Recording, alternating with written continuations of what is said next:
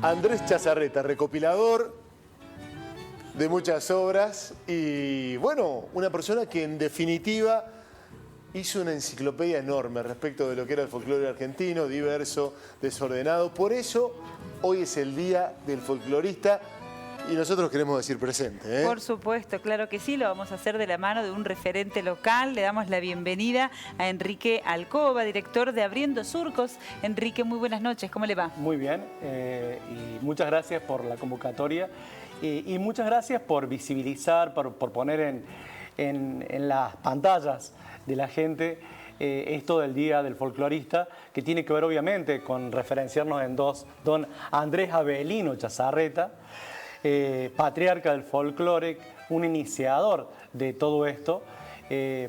A partir de él muchos hemos tomado la senda y nos hemos apropiado y le hemos redireccionado en relación a nuestras vidas y a nuestros contextos.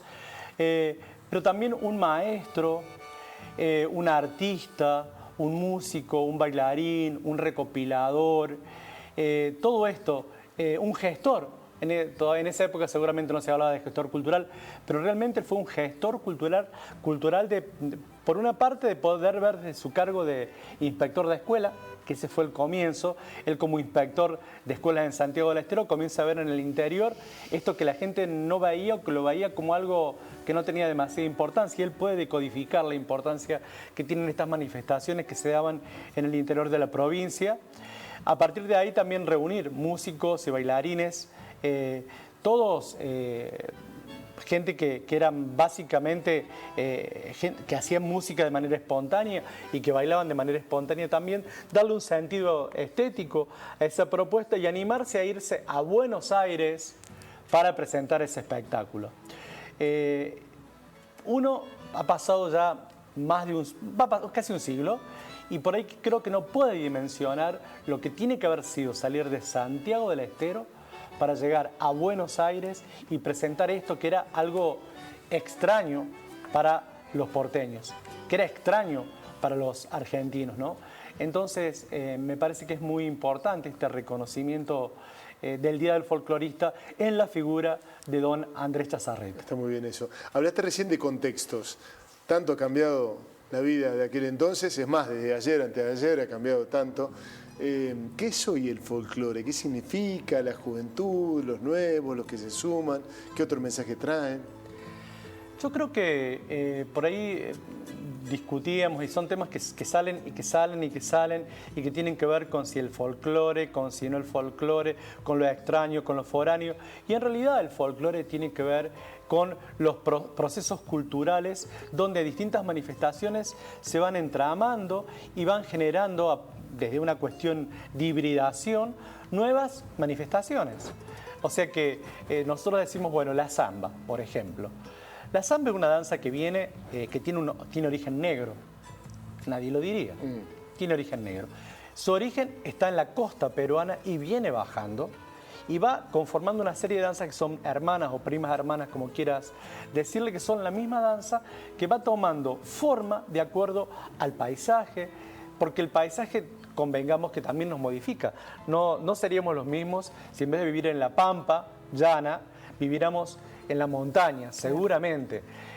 Se caminaría distinto, se respiraría distinto, y también eso hace que las manifestaciones que se van generando en cada contexto vayan tomando otras configuraciones. Entonces, en esto de que la misma manifestación musical y coreográfica y la copla va bajando y va cambiando el paisaje, también va cambiando un poco cómo se llega a corporeizar esa danza, cómo se ve, cómo se vive, cómo se camina, ¿no? Tiene que ver, el folclore tiene que ver con esto, con estas posibilidades de adaptación y de adopción. En ese sincretismo comienzan a aparecer manifestaciones con las cuales la gente se identifica. Pero además está el tema de cómo vamos transitando y cómo va cambiando la sociedad. Entonces, en esos cambios, el folclore, como toda manifestación cultural, también va cambiando. Y van apareciendo nuevas temáticas que tienen que ver con lo que pasa en la actualidad. Bueno, quería consultarte justamente sobre la vigencia del folclore. Es impresionante la convocatoria de los festivales que tienen en todo el país. ¿Qué es lo que hace a la vigencia y a la permanencia del folclore como cuestión identitaria? Yo creo que en realidad mientras nosotros que somos caja de resonancia, que tenemos una caja de resonancia, podamos sentir que eso nos moviliza, que nos emociona, que tiene que ver con nosotros, bueno, ahí hay una certeza, y esa certeza a la vez, si te vas a Santiago del Estero y te vas a la fiesta de los Carabajal y ves un nene de 3 años que camina, pero camina con ritmo de chacarera. Entonces, ahí hay una cuestión que va amasando y que nos va configurando como sujetos que pertenecemos a una sociedad y pertenecemos a una cultura. Mira, un ejemplo que va pasando todas las situaciones que vamos trasuntando, y que es algo tan cotidiano como el mate. El mate, ni el COVID pudo con el mate. Digo, ya el mate quizás no se comparte, no va pasando de mano en mano, pero en la familia cada uno tenía un mate y se seguía mateando. Digo, estas posibilidades de cómo se van adaptando a estas nuevas configuraciones, y a partir de eso hay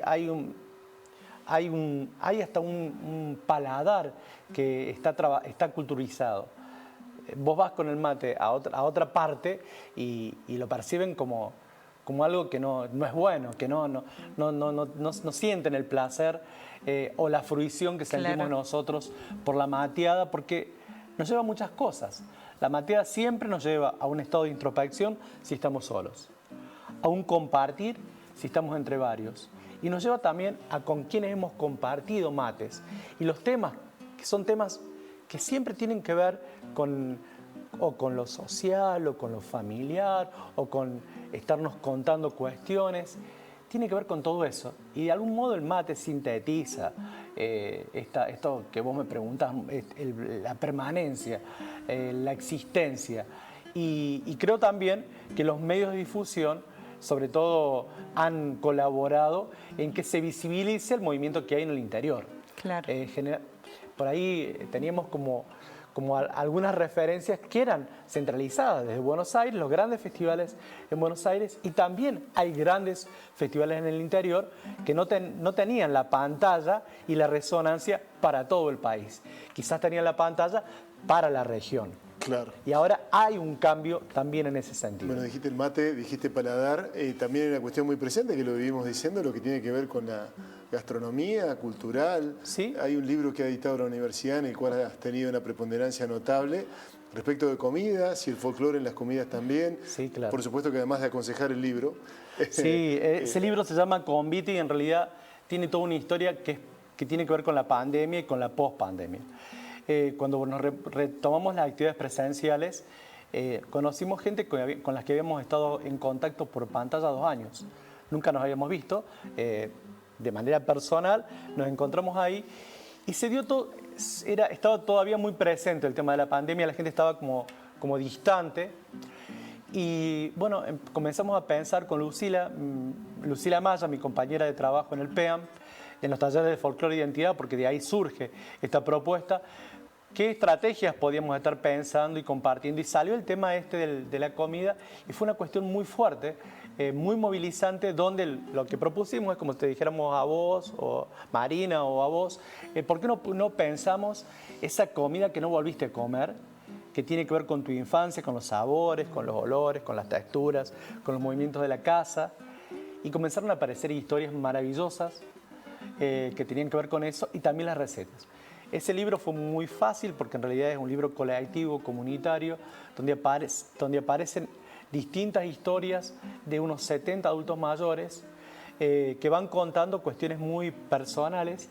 Ese contar en grupo hizo que la gente se fuera como amasando en la construcción de la comunidad del taller. Fue muy lindo y bueno, pudimos presentarlo pudimos cerrarlo el año pasado. La Unirío, la editora, nos hizo una tirada y lo pudimos presentar, y bueno, el libro ha ido girando, estuvo en el Festival Nacional de Folclore en Chile, ha ido como haciendo su recorrido y ha sido siempre interesante eso. Y eso tiene que ver con la identidad o con las identidades, claro, y con el folclore o con los folclores, ¿no? Enrique, hablamos de cómo se va adaptando y cómo permanece vigente el folclore entre las generaciones más jóvenes, pero qué motor también, ¿no?, para las personas mayores formar parte de los grupos, tener estas actividades que van al rescate de lo cultural, de la identidad. ¿Cuál es la experiencia de ustedes? La experiencia de Abriendo Surcos siempre tiene que ver con lo comunitario, en todas las edades.